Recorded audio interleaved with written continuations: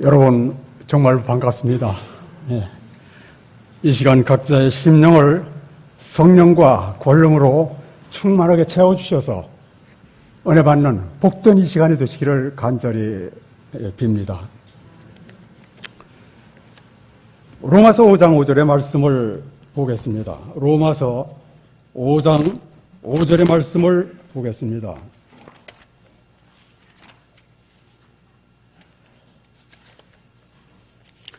로마서 5장 5절에 있는 말씀입니다.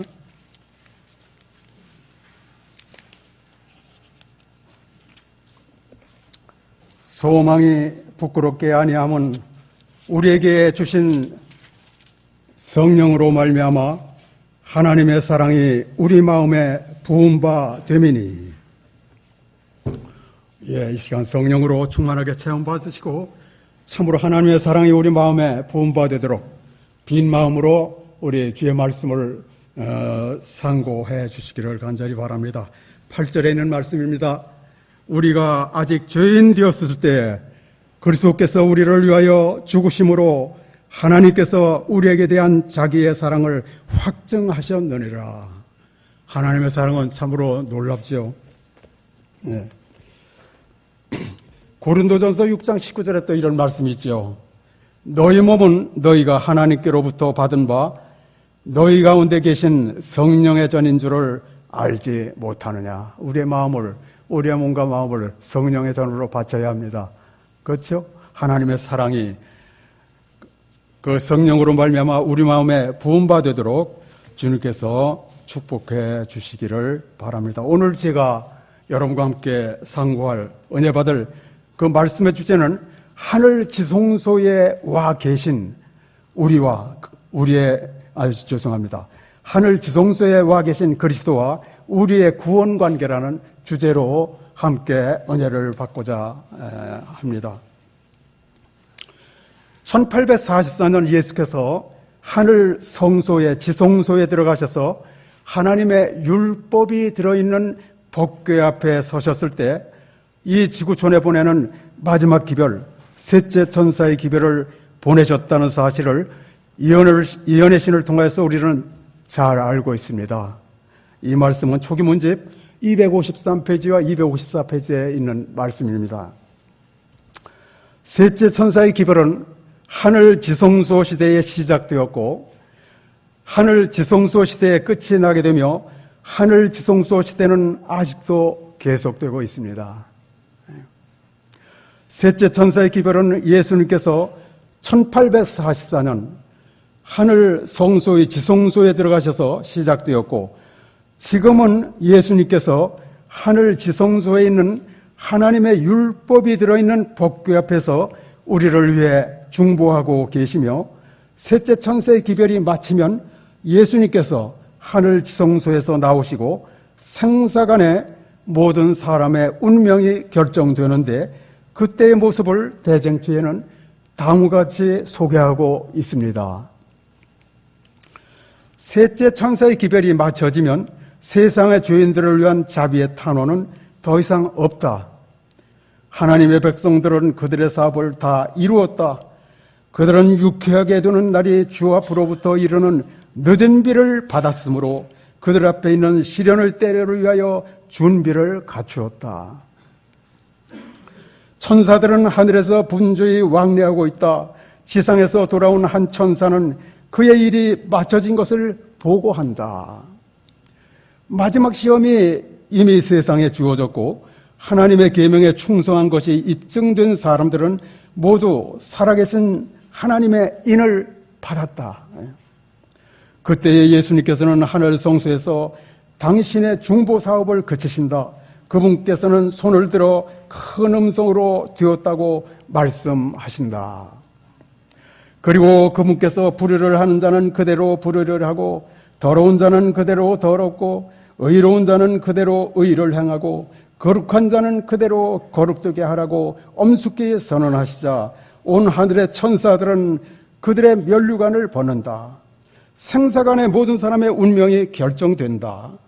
그리스도께서는 당신의 백성들을 위하여 속죄 사업을 마치시고 그들의 죄를 도말하셨다. 주님의 백성의 수요는 찼다. 나라와 권세와 온천하 열국의 위세는 바야흐로 구원의 후사들에게 주어지고 예수께서는 만왕의 왕 만주의 주로 통치하시게 된다. 각시대 대장지도 613페이지에 있는 말씀입니다. 그리고 초기 문집에는 셋째 천사의 기별이 마치면 하늘 지성소에서 나오시게 되는데 그 모습을 다음과 같이 소개합니다. 셋째 천사의 기별이 맞춰짐이란 그 제목이 그렇게 되어 있어요.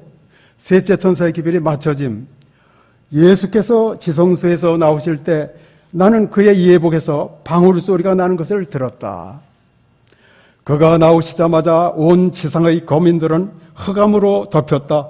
이제는 죄인과 진노하신 하나님 사이에 중보자가 없어졌다. 예수께서 죄인과 하나님 사이에 계시는 동안에는 억제하는 능력이 있었으나 그가 아버지와 인간 사이를 떠나시자 그 능력은 사라지고 마지막까지 회개하지 않은 자들은 완전히 사단의 지배하에 있게 되었다. 누구의 지배하에요? 사단의 지배하에 있게 되었다. 예수께서 성수에서 봉사하고 계시는 동안에는 진로가 내릴 수 없었으나 그의 사업이 맞춰지자 그의 중재는 끝나고 하나님의 진노를 멈추게 할 아무것도 없으므로 구원을 무시하고 견책을 싫어한 죄인들의 피난처 없는 머리 위에 그분의 진로가 맹렬히 부어졌다. 예수님의 중보 사업이 끝난 후 그 두려운 시간에 성도들은 중보자 없이 하나님 앞에서 살고 있었다. 초기 문제 279페이지에 있는 말씀입니다. 그럼 지구촌에 보내는 마지막 사업은 예수께서 하늘 지성소에 들어가셔서 시작되었고 또한 하늘 지성소에서 예수께서 나오심으로 인류의 구원을 위한 마지막 시대의 역사가 마치게 되는데, 그러면 예수께서 하늘 지성소에 들어가셔서 지금 하시는 일이 무엇인가를 명백히 이해하는 것이 대단히 중요하다고 사료됩니다. 초기 문집에는 1844년 셋째 천사의 기별이 시작된 후로 예수께서 하시는 사업을 셋째 천사의 기별이라는 주제로 다음과 같이 소개합니다. 이 말씀 들어보세요. 셋째 천사의 기별, 제목이 셋째 천사의 기별입니다. 지금 예수님께서 지성소에서 하시는 사업이 무엇인가 이거예요. 우리 어떤 관계가 있고 왜 율법이 들어있는 그 법회 앞에 서셨을 때 마지막 기별을 이 세상에 보내셨을까? 우리 잘 생각을 해야 되겠습니다. 예수께서 성소의 봉사를 끝내시고 지성소에 들어가셔서 하나님의 율법이 들어있는 법궤 앞에 서 계실 때 세 번째 기별을 가진 힘센 천사를 세상에 보내셨다. 세 번째 기별은 이거 셋째 천사의 기별입니다. 그는 손에 두루마리를 들고 능력과 위엄으로 이 지상에 내려오면서 인간이 아직까지 들어본 적이 없는 가장 두려운 경고를 선포하였다. 가장 두려운 경고를 선포했다 했습니다. 셋째 천사가. 이 기별은 하나님의 자녀들에게 그들에게 닥쳐오는 시련과 고통의 때를 보여줌으로써 그들로 하여금 경계하도록 주어진 것이다. 그 천사는 그들은 짐승과 그 우상과 접전을 하게 될 것이다. 그들은 짐승과 그 우상과 접전을 하게 될 것이다. 영생에 대한 그들의 소망은 확고해야 할 것이다. 그들은 생명이 위험할지라도 끝까지 붙잡고 있어야 한다. 네. 가장 두려운 기별. 그들은 짐승과 그 우상과 접전을 하게 되는데, 여러분, 짐승과 우상과 접전을 하게 되는데, 짐승과 그 우상의 배후에서 활동하는 그 존재는 누구냐 이거지. 하늘에서 범죄하고 쫓겨난 사단입니다. 오늘 그래서 사단과의 전쟁이지 결코 인간과 인간의 혈육의 전쟁이 아닙니다. 우리는 하나님께서 그 질그릇으로 만드는 거, 질그릇이죠, 그죠? 질그릇이에요. 그래서 우리 마음 속에 그리스도께서 당신의 영으로 임재하시든지, 그렇지 않으면 사단의 영, 세상 영으로 우리 속에 임재하게 하든지 둘 중 하나예요. 그래서 우리가 끊임없이 성령을 받지 않으면 이 세상신 사단의 영이 우리를 지배한다 이거죠. 예. 예. 그들은 생명이 위험할지라도 끝까지 붙잡고 있어야 한다.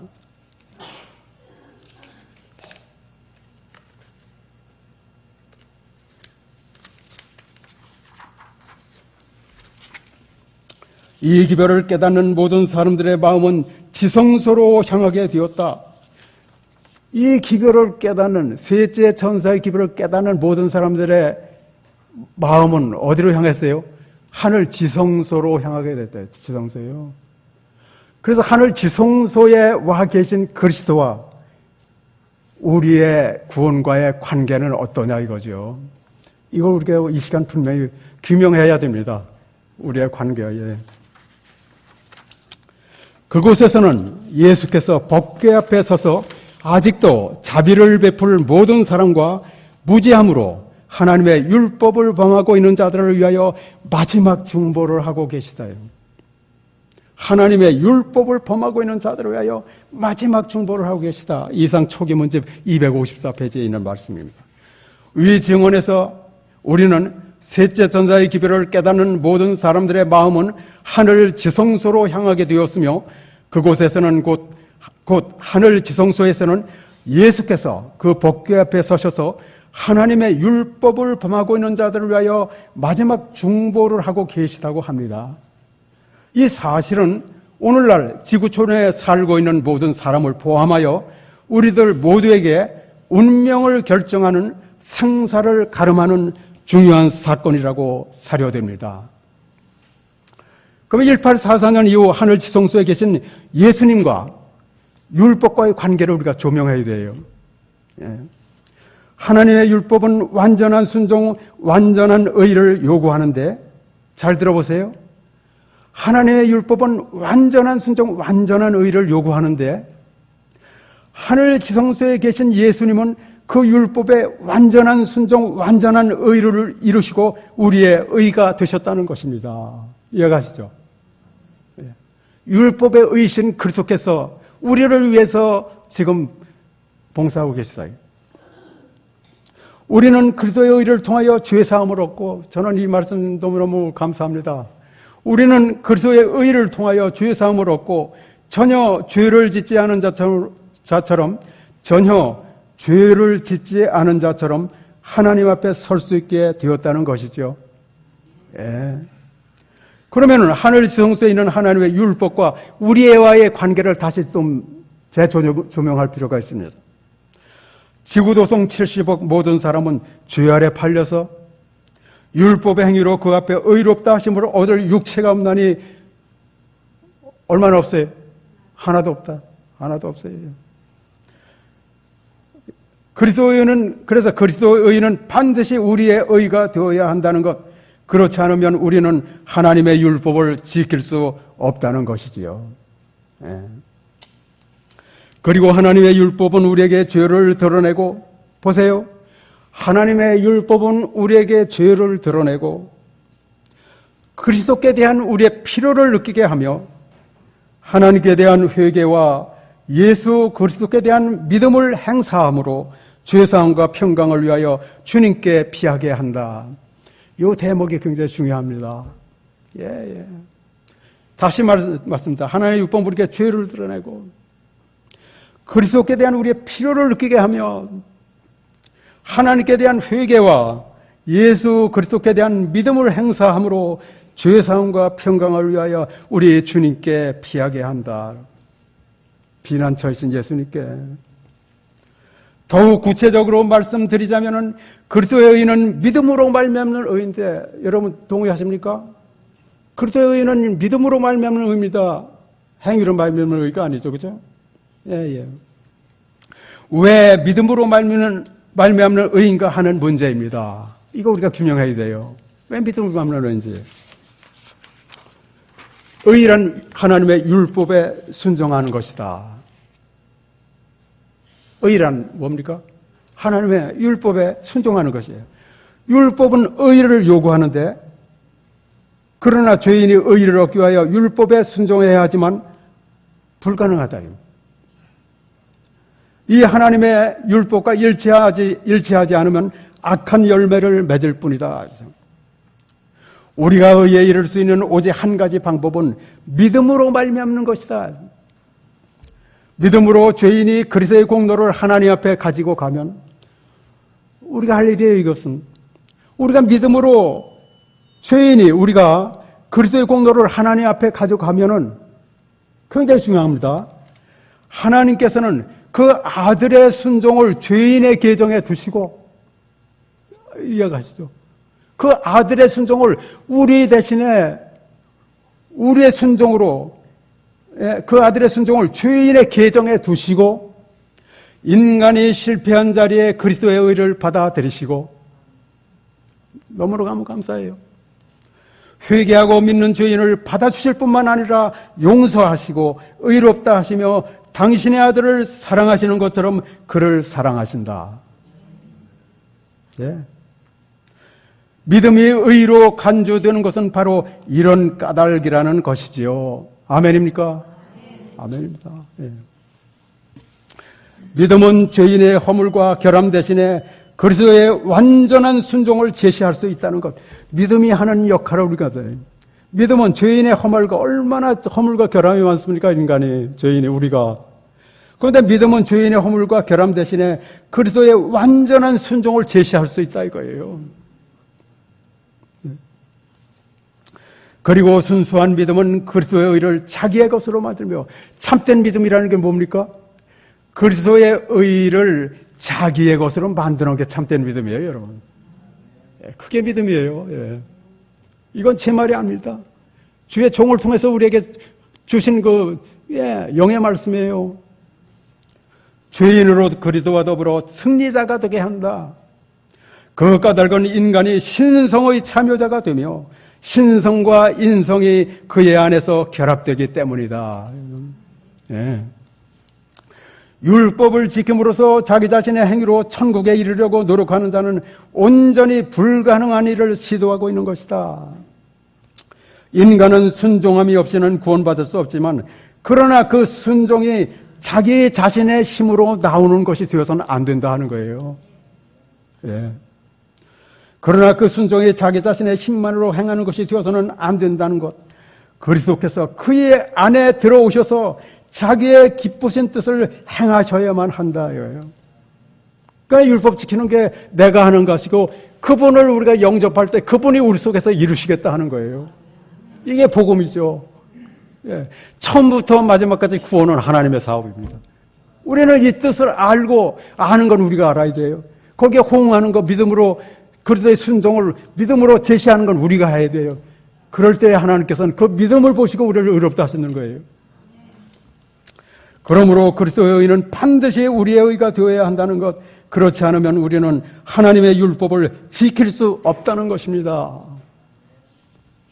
그리스도를 떠나서는 우리에게는 아무런 의도 없고 공로도 없다는 것이죠. 하나님의 의가 그리스도로 말미암아 드러났음에 우리가 그리스도를 받음으로 의를 받게 된다는 것. 그리스도를 받음으로 의를 받게 되는 거예요. 예. 그리스도의 의는 하나님께서 인정하시는 의라는 것이죠. 하나님께서 인정하시는 의예요, 여러분. 예. 그러니까 우리가 힘을 얻을 수 있어요. 우리는 우리들 자신 안에서는 죄인들이지만 그리스도 안에서는 의인들이라는 사실. 아멘입니까? 아멘. 그리고 우리는 우리들 자신의 의가 아닌 그리스도 안에 있는 의를 가지고 끊임없이 그리스도 안에 거해야 한다는 것입니다. 왜냐하면 그리스도 없이는 아무것도 할 수 없기 때문이죠. 그리고 여기서 한 가지 중요한 점은, 우리가 그리스도의 의를 통하여 죄 사함을 받고 전혀 죄를 짓지 않은 자처럼 하나님 앞에 서게 되지만, 율법이 요구하는 그 의를 어떻게 우리 생애에서 지속할 수 있는가 하는 점이겠죠. 다시 말씀드리면은, 그리스도인의 생애에서 어떻게 죄를 짓지 않고 죄와 상관없이 의로운 생애, 기쁨과 감사의 생애를 지속할 수 있는가, 바로 이 문제가 중요하다고 사료됩니다. 중요하지 않습니까? 우리가 이 중요해요. 제가 구하고 응답받은 그 답은 이렇습니다. 십자가에 못 박히시고 부활하신 예수님께서 재림하시기 전에 반드시 먼저 죄가 들끓고 있는 우리 마음, 곧 나의 마음속으로 들어오셔야 내 속에서 죄가 끝나고 내 속에서 죄악이 영속되고 내 속에서 영원한 의가 드러난다는 것. 아닙니까? 예수님께서 오시기 전에 먼저 그분이 우리 속에 들어오셔야 된다 이거예요. 저희가 들고 있는 제 심령 속에 들어오셔서 그 모든 죄를 내쫓아야 되고 그분께서 임재하셔야 된다는 것입니다. 아멘입니까? 예. 이렇게 할 때, 오직 이렇게 할 때만이 죄와 상관없이 자기를 바라는 자들에게 두 번째 나타나실 때에 주님께서 언제 재림하시든 우리가 예수님을 맞이할 수 있다는 것이지요. 히브리서 9장 28절 봅시다. 히브리서 9장 28절. 히브리서 9장 28절에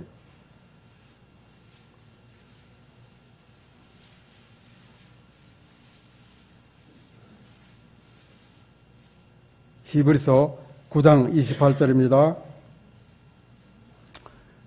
말씀 다 펴셨죠? 이와 같이 그리스도도 많은 사람의 죄를 담당하시려고 단번에 되신 바 되셨고 구원에 이르게 하기 위하여 죄와 상관없이 자기를 바라는 자들에게 두 번째 나타나시리라. 꼭 기억하십시오. 이 말씀. 죄와 상관없이 자기를 바라는 자들에게 재림하신다 이것이죠. 그러면 무엇을 통해 그리스도께서 우리 속에 들어오시는가? 무엇을 통해 그리스도께서 우리 속에 들어오시는가? 요한일서 3장 24절 보세요. 요한일서 3장 24절. 예수님께서 우리 속에 들어오시는데 무엇을 통해 들어오시는가 이거예요.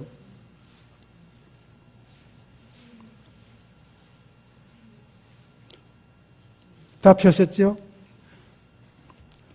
여기에 어떤 말씀이 있습니까? 우리에게 주신 성령으로 말미암아 그가 우리 안에 거하시는 줄 우리가 아느니라. 이 말씀 여러분 기억하는 게 좋습니다. 우리에게 주신 성령을 통해서 우리 속에 들어오신다 이거예요. 그럼 성령을 받으면 들어오시고 성령 받지 않으면 어떻게 돼요?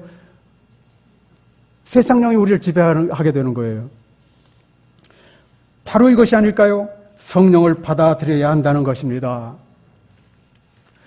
주는 영이시니 여러분이 말씀하시죠. 주는 영이시니 주와 합하는 자는 한 영이니라.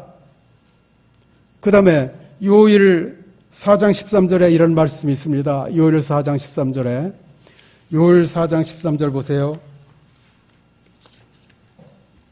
요일 4장 13절에 이런 말씀이 있죠. 그의 성령을 우리에게 주심으로 우리가 그 안에 거하고 그가 우리 안에 거하시는 줄을 아느니라. 이 말씀 기억하세요. 우리가 말씀을 우리 마음속에 우리가 성령을 통해서 역사하시는 그 말씀을 우리가 마음속에 담을 때 그 말씀이 사랑으로 역사하고 그 말씀이 주의 임재로서 우리에게 주의 임재가 있게 합니다. 예. 말씀이 육신이 되어 오신 예수님, 우리 말씀을 사랑해야 돼요. 말씀으로 충만해야 돼요. 그런데 그 말씀 중에는 귀중한 진리가 많이 있지만 우리에게 필요한 양떼들에게 필요한 진리는 뭡니까? 현대 진리라 이거예요. 하늘 성소에 지성소에 들어가셔서 우리를 위해 보내주신 셋째 천사의 기별이 현대 진리고 또 예수 안에 있는 그대로의 진리고 그것이 양떼들에게 오늘날 필요하다 이거지요. 예. 여기서 시대의 소망 가운데 한 증언을 소개해 드립니다. 시대의 소망 300페이지에 있는 말씀입니다. 이런 말씀이 있더라고요. 교만한 마음은 행위로 구원을 얻으려고 힘쓴다. 교만한 마음은 행위로 구원을 얻으려고 힘쓴다. 그러나 하늘에 들어가는 자격과 적합성은 그리스도에 의해서 얻어지는 것이다. 예, 아멘이죠. 예, 시대의 소망 300페이지에. 첫째로 그리스도의 의는 믿음으로 말미암는 의로서 하늘에 들어갈 수 있는 자격이라는 용어가 나오죠. 여기에 자격, 그러니까 적합성이 나와요. 자격이라는 용어가 나오는데 이것은 칭의를 의미합니다. 영어로는 justification이에요. 칭의를 이야기하는. 다른 말로는 입혀주는 의라고도 하지요. 칭의나 죄사함이나 의롭다 하심은 모두 같은 의미로서 칼바리의 십자가의 피로 말미암는 것입니다. 우리가 그리스도를 개인의 구주로 영접하면 바로 그 순간 죄사함을 받는 것이며 칭의나 죄사함이나 의롭다 하심은 동일한 것이라는 사실이죠. 동일합니다. 예. 예, 다시요. 하늘에 들어갈 수 있는 자격. 이거는 칭의를 말하는데 칭의는 입혀주는 의고 칭의나 죄사함이나 의롭다 하심은 모두 같은 의미로서 갈보리의 십자가의 피로 말미암는다. 예. 그러면 두 번째, 하늘에 들어가 살 수 있는 적합성이란 어떻게 설명할 수 있나요? 예, 죄사함을 받았으면, 예, 그 다음에 칭의를 받았으면, 그 다음에 두 번째 단계, 하늘에 들어가 살 수 있는 적합성이란 어떻게 설명할 수 있는가? 하늘에 들어가 살 수 있는 적합성은 나누어주는 의로서 입혀주는 의가 있고, 그 다음에 우리가 나누어주는 또 의가 있다 이거죠. 적합성은 나누어주는 의로서 성화라고도 하며, 영문으로는 sanctification로서 이것은 평생사업이라고 합니다. 교회에서는 굉장히 많이 강조해요. 이 평생사업이라는 거. 일단 칭의를 받고 그 다음에 평생에 거룩해야 된다. 그래서 거룩하게 되게 해야 가진 애를 수고를 많이 한 인생들입니다. 예수님을 빼고 우리 스스로 하려고. 그 평생사업이라고 하지만, 그러나 평생사업이라고 하지만 평생 동안 힘쓰고 노력해야 거룩하게 된다는 의미가 아니지요. 1844년 후에는 매일매일이 마지막 날이기 때문에 죽기 전 날마다 성화 혹은 거룩하게 되어야 한다는 것이죠. 안 그렇습니까, 여러분? 날마다예요. 예, 매 순간마다. 우리가 죽는 날이 오늘이건 내일이건 마지막 날이 되기 때문입니다. 안 그래요? 죽으면 끝나는 거예요. 흙으로 돌아간 후에 우리의 품성이 변하지 않아요. 안 변합니다. 죽어서 품성 변합니까? 죽어서 성령 받습니까? 죽어서 의롭게 됩니까? 천만에요. 살아있을 동안에 예수님을 개인의 구주로 영접해서 그분의 의로서 우리가 서야 된다 이거죠. 하나님의 뜻은 이것이니 너희의 거룩함이라. 여기에 영무로는 거룩함은 성화입니다. 적합성. 그러면 이 적합성 곧 거룩함과 성화가 평생이 아니라 날마다 어떻게 이루어지는가, 이거 우리가 알아야 되겠죠. 그렇죠? 알아야 돼요. 바로 그리스도의 개인적 임재, 하나님의 생생한 임재로서 우리에게 주신 성령으로 말미암아 이루어진다는 것입니다. 성령을 받으라 이거예요. 예수님께서 그 초대교회 말이죠.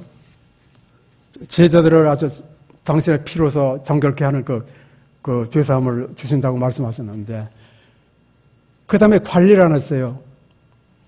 빈 마음에 영으로 채워야 되는데, 예수님의 임재로 채워야 되는데 그냥 있었어요. 그랬더니 예수님께서 어떤 말씀하셨어요? 사단의 일곱 귀신이 들어와가지고 그 마음의 성전을 지배하더라 이거예요. 우리는 어떻습니까? 여기서 우리가 생각할 점이 있습니다. 성령을 받되 성령을 끊임없이 받음으로, 우리가 성령을 받으면요, 성령의 9가지 열매 아시죠? 그죠? 사랑과 희락과 화평과 오래 참음과 자비와 양선과 충성과 온유와 절제, 이 모든 열매가 포도나무의 그 열매가 가지를 통해서 나타난다. 이것이 품성이에요. 품성입니다. 그렇죠? 사랑과 희락과 화평, 오래 참음, 자비, 양선, 충성, 온유와 절제, 이것이 우리 속에서 그리스도의 임재로 말미암아 이루어진다면 얼마나 좋겠습니까? 그러니까 성령을 통해서 이루어진다 이거예요. 사랑과 희락과 화평과 오래 참음과 자비와 양선과 충성과 온유와 절제의 열매가 열리게 되어 매일매일 기쁘고 감사한 생애가 계속된다는 것이죠. 그리스도인의 생애가 이렇습니다. 매일매일 감사해요. 항상 기뻐하라. 쉬지 말고 기도하라. 범사에 감사하라. 이 생애.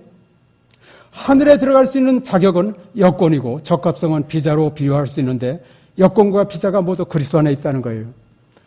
여기 이제 중국의 자매님들이 많이 와 계시는데 정말 감사합니다.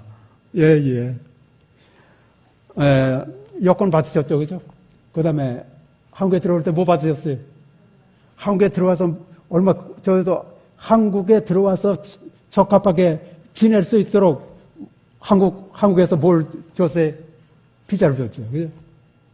그래서, 그러나 이제 하늘에 들어갈 자격과 또 하늘에 들어갈 적합성은 달리 말씀드려 여권과 비자는 모두 그리스도 안에 있다 이거예요. 우리 인간에게 있는 거 아니에요. 온전히 그리스도 안에 있다 이거예요. 오직 예수. 네. 우리가 그리스도를 개인의 구주로 영접하면 내재하시는 그리스도의 끊임없는 임재로 이 모든 것이 이루어진다는 것입니다. 네. 그러므로 내가 문 밖에 서서 두드리노니 누구든지 십자가에 못 박히시고 부활하신 예수님을 믿음으로 우리 속으로 들어오시게 해서 그분이 우리 속에서 그분의 삶을 살 수 있도록 우리는 허락해야 한다는 것이죠. 아멘입니까? 예. 사도 바울은 내게 사는 것이 그리스도인이라고 했지요. 이 말씀이 모든 성경절 가운데서 그리스도인이 된다는 것은 무엇을 의미하느냐에 대해서 몇 마디로 된 가장 완전한 해석입니다. 내게 사는 것이 그리스도니. 이것이 복음 진리의 전부예요. 이게 복음 진리의 전부예요. 사도 바울은 그랬어요. 내게 사는 것이 그리스도니. 이게 그리스도인이에요. 내가 사는 것이고 나는 그리스도와 함께 십자가에 못 박히고 대신에 나를 위하여 십자가에 달리신 그 예수님, 부활하신 예수님이 내 속에 들어오셔서 그의 생애를 사실 수 있도록 그렇게 해야 된다 이거죠. 참고로 칭의와 성화를 요약한 영문증어를 소개해 드립니다. 여기 우리 젊은이들도 있는데, 영어로 하면 아주 명백해가 이 말씀 나와요. 뭐냐면, justification through the blood of Christ. 이 말은 뭐냐면, 그리스도의 보혈로 말미암는 칭의. 뭐로 말미암는 칭의? 보혈로 말미암는 칭의. 하나님과 인간을 분리시킨 것은 죄인데, 죄가 없어져야 될 거 아니야, 먼저. 그죠? 예, 적합성은 나중에요. 죄가 없어져야. 그래서 갈보리 십자가에서 그 일을 하셨다, 이거예요. 친히 나무에 달려 그 몸으로 우리 죄를 담당하셨다. 그 다음에 뭐예요? 담당하신 후에, 아직도 우리에서 죄가 끓죠? 그럼 하늘아래 가서 살 적합성을 할 때는 십자가에 못 박히시고 부활하신 그 예수님께서 바로 영을 통해서 우리 속에 들어오셔야 된다, 이거예요. 들어오셔서 그분의 생애를 살 수 있도록 우리가 정말로 마음에 가장 좋은 방을 그분께 드려야 된다 이거예요. 그분이 생애할 수 있도록. 그래서 그게 그리스도예요. 그리스도인이에요. 그리스도께서 내게 사는 것이 그리스도인. 어떤 장로님하고 말씀을 나누는 중에 그 장로님은 예수님을 영접하고 무척 기뻐했는데 그 기쁨이 지속이 안 되고 다시 이전 상태로 돌아간다고 하더군요. 이런 현상은 재림교인이면 누구나 해결해야 할 문제라고 사료됩니다. 이 문제를 그러면 어떻게 해결할 것인가? 세 번째, 이 문제를 어떻게 해결할 것인가?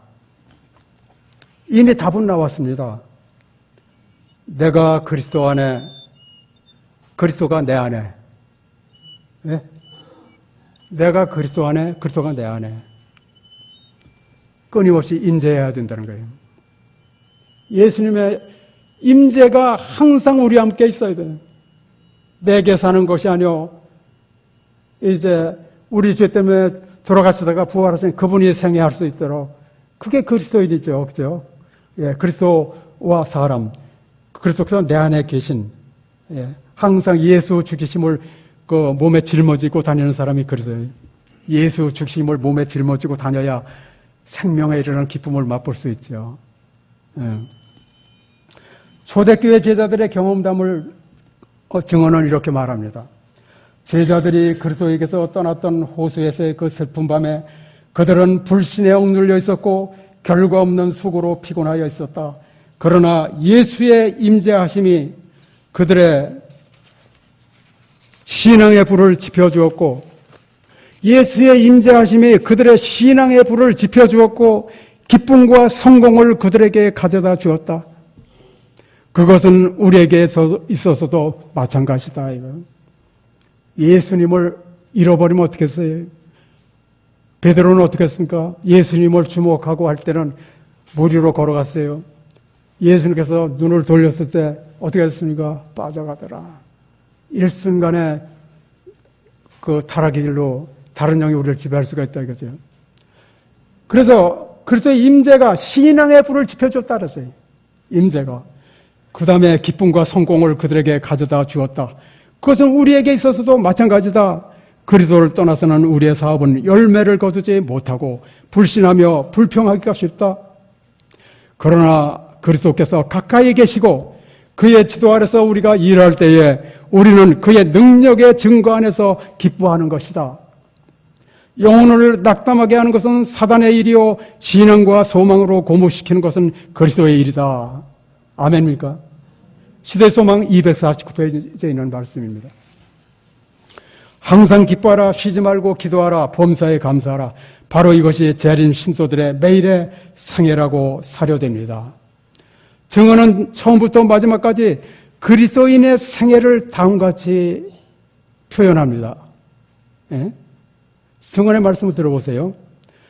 그리스도인의 생애는 처음부터 마지막까지 그리스도를 떠나서는 한 계단도 성공적으로 전진할 수 없다. 주께서는 끊임없이 우리와 함께 하시고 또한 그리스도 안에서 우리의 뜻을 그분께 복종케 하시며 그분이 가시는 곳은 어디든지 우리가 따라갈 수 있도록 그분의 성령을 보내주셨다. 리벤드 헤럴드 1894년 6월 26일에 말씀하신 것입니다. 첫째로, 주께서는 끊임없이 우리와 함께 하시고, 두 번째, 또한 그리스도 안에서 우리의 뜻을 그분께 복종케 하시며, 세 번째, 그분이 가시는 곳은 어디든지 우리가 따라갈 수 있도록 그분의 성령을 보내주셨다 이거예요. 어린 양이 어디로 가든지 그들은 따라가는 자들이며, 계시록 14장 그 말씀 나오죠? 어린 양 어디든지 따라가죠. 그래서 성령 보내주셨다는 거예요. 성령을 받아야 그분이 가시는 곳을 따라가는 거예요. 예. 그분의 성령을 보내주셨다. 적합성의 문제가 여기서 해결됨을 알 수 있습니다. 가지는 포도나무에 붙어 있어야 한다는 것이죠. 예. 붙어 있다는 것은 무슨 뜻입니까? 성령을 끊임없이 받는 것을 의미한다. 붙어 있다는 거예요. 그럼 성령은 무엇이냐? 그리스도의 개인적인 임재, 하나님의 생생한 임재다. 교회정원 7권 273페이지에 있는 말씀을 드려서 그분께서는 내가 이것을 너희에게 이르면 내 기쁨이 너희 안에 있어 너희 기쁨을 충만하게 하려 합니다. 충만하게 하려 합니다. 너희 기쁨을 충만하게 하려 합니다. 그 말씀하신다. 성령 안에서의 기쁨은 건강을 주는 기쁨이요 생명을 주는 기쁨이다. 하나님께서는 당신의 영을 우리에게 주심으로써 당신 자신을 우리에게 주시고 하나님께서는 우리에게 당신의 영을 주심으로 당신 자신을 우리에게 주신다 그랬어요. 내 기쁨이 너희에 충만하게 있기를 원한다. 스바냐 3장 17절에 있는 말씀 보겠습니다. 너희 하나님 여호와가 너희 가운데 계시니 여러분 이 시간에 마음을 여시기 바랍니다. 그때 이 말씀이 우리에게 정말로 해당돼요. 하나님께서는 당신의 영을 우리에게 주시면서 당신 자신을 우리에게 주신다는 거예요. 만군의 하나님께서 우리 안에 계시면은 짐승과 우상과 싸울 수 있어요, 없어요? 짐승과 우상은 집에는 권세가 세상 영이고 그 마귀의 권세인데 내가 너에게 뱀과 전갈을 밟으며 마귀의 모든 권세를 능력을 지할 능력을 우리에게 주셨다 그랬죠. 만군의 하나님의 능력으로 나가야 된다 이거죠. 그 임재로 하나님께서는 당신의 영을 우리에게 주심으로써 당신 자신을 우리에게 주시고 당신 자신을 세상의 건강과 생명을 주기 위한 거룩한 가마의 근원을 만드신다. 교회정원 7권 273페이지 스바냐 3장 17절에 너희 하나님 여호와가 너희 가운데 계시니 우리 가운데 계십니다. 그는 구원을 베푸실 전능자시라. 그가 너로 인하여 기쁨을 이기지 못하여 하시며 너를 잠잠히 사랑하시며 너로 인하여 즐거이 부르며 기뻐하시리라 하리라. 스바냐 3장 17절에 있는 말씀입니다.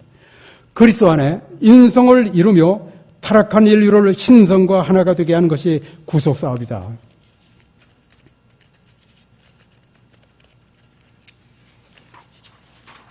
그리스도께서는 인류가 마치 그리스도께서 하늘아버지와 하나이신 것처럼 당신과 하나가 될 수 있고 하나님께서 당신의 독생자를 사랑하신 것처럼 인간을 사랑할 수 있으며 거룩한 성품의 참여자들이 될 수 있고 신성의 참여자들이 될 수 있고 그 말씀입니다.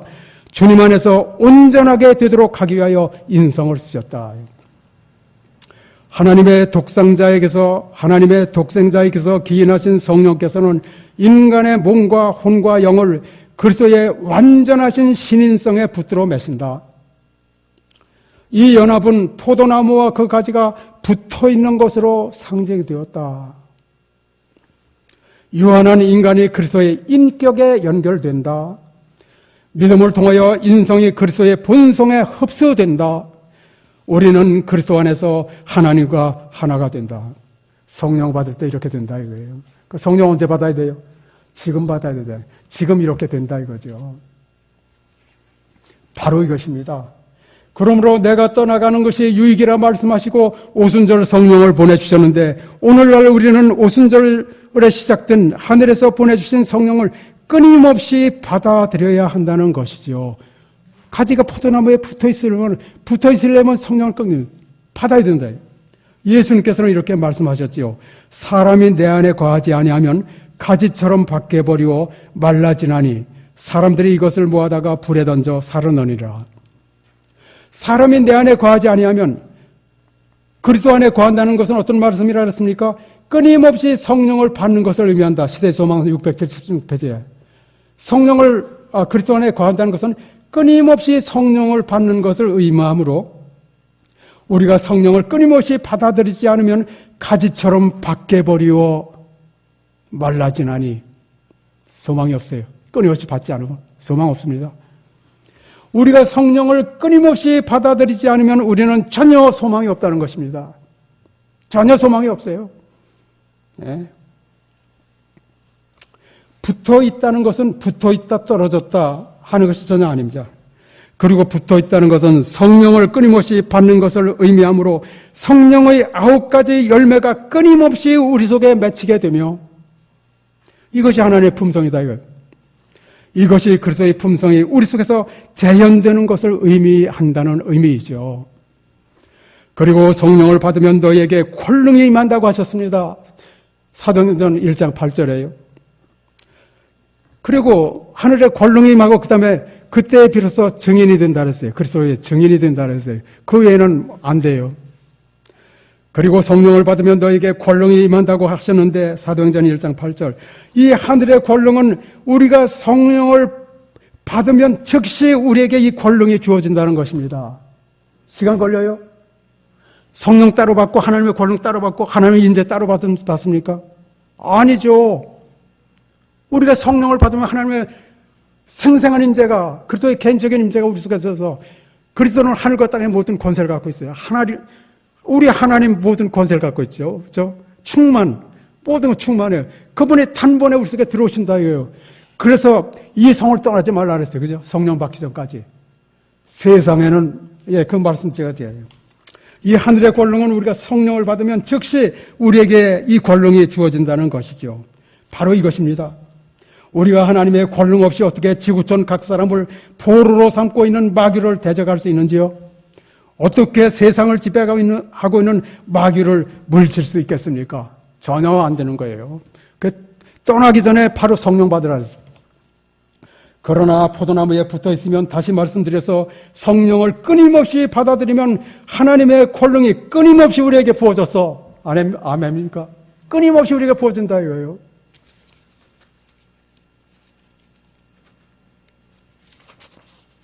이 세상도 지옥이라도 우리의 믿음을 흔들 수 없는 권능을 갖게 된다는 것이죠. 이것이 셋째 천사의 기별로서 셋째 천사의 기별은 시기보다 훨씬 강하며 기별 자체에 힘이 있으므로 사업은 의로서 단촉된다는 것입니다. 초기문제 75페이지 이 말씀이죠.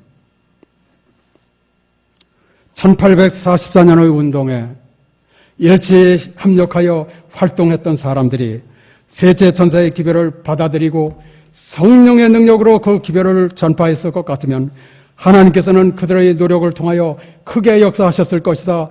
빛이 흘러나와서 온 세계를 환하게 비췄을 것이다. 그렇게 되었더라면 벌써 여러 전에 지상 거민들에게 대한 경고는 끝나고 마지막 사업은 완성되고 그리스도께서는 당신의 백성을 구속하시러 이 세상에 오셨을 것이다. 1844년 이후는 시기 필요 없어요. 시기보다 훨씬 강해요. 만군의 하나님께서 예수께서는 하늘과 땅 사이에 당신의 십자가를 세우시고 당신의 율법으로 우리에게 죄를 드러내시면서 당신의 성령으로 수욕에 들어오시는데 성령의 권세는 이루 헤아릴 수 없이 크다. 바로 이 권세로부터, 이 성령으로부터 권세와 능력이 하나님의 일꾼들에게 부어지는데, 그럼 성령은 무엇이냐? 영혼에게 있어 그리스도의 개인적인 임재로서 보혜사가 되신다. 오늘 여기까지 하겠습니다. 예, 만군의 하나님께서 성령으로 우리 속에 임재하셔서 바로 이 시간에 그 기쁨이 우리 안에 충만하게 되시기를 간절히 바랍니다. 이 집회 내내 만군의 하나님의 임재가 필요합니다. 성령의 임재가 필요합니다. 충만한 기쁨이 필요합니다. 충만한 소망이 필요합니다. 이 모든 소망과 모든 하나님의 모든 충만함이 충만해서 충만해지시기를 간절히 바라면서 집회의 모든